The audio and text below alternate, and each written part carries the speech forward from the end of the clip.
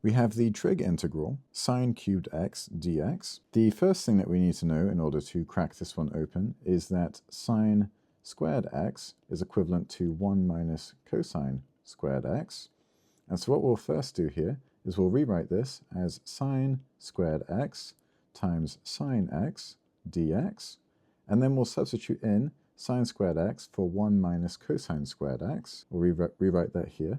We have the integral of, in parentheses, 1 minus cosine² x times sin x dx. And now this opens the door up for a u-sub. So what we can do is we can let u equal cosine x, and we can get the derivative of u, which is negative sin x dx, with a negative out front. And we can use this u-sub to rewrite the integral. So what we've really got is the integral with a negative out front stemming from this du of, in parentheses, 1 minus u² times du. du, of course, becoming this sin x dx. And so now we can just simply integrate.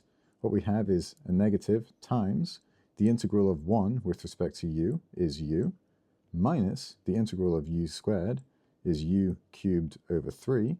And because this is an indefinite integral with no bounds, we will add a c at the end for a constant. Now we just need to distribute this negative, so we'll have negative u plus u to the third power over 3 plus c, and then resubstitute cosine x in for each of the u's. So what we've got is negative cosine x plus cosine to the third power x over 3 plus c.